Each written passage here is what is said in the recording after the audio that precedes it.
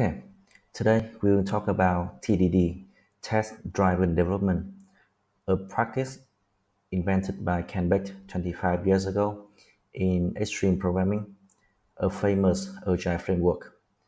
But it is not popular in the companies who are building software. Why is that? So I will share with you the state of TDD, a community survey who diving into the adoption of test-driven development in the real world. You can open the GitHub with the details. I will dive into the results from 2024.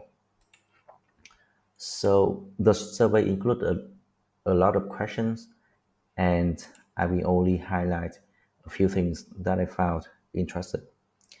So firstly, about the companies, like around 25% of the respondents sharing that the companies require TDD from the job description and also using that as the common standard to write code.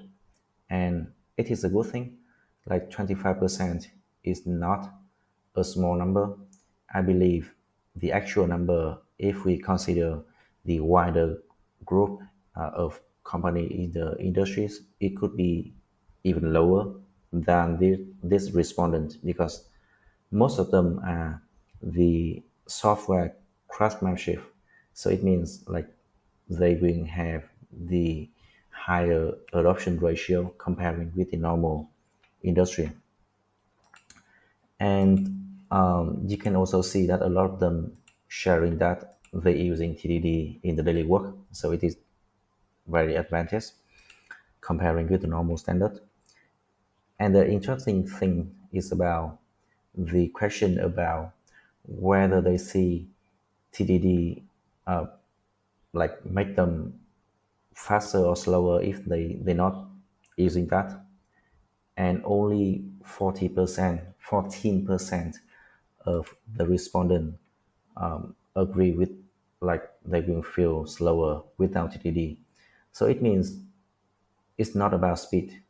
In fact, using TDD, like a lot of the team will report, they will need to sacrifice velocity, especially at the start.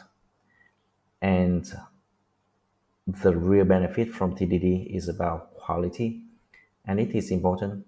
So it helps the developers to design, to think about the functions, the code they will be writing from the design, from the thinking step.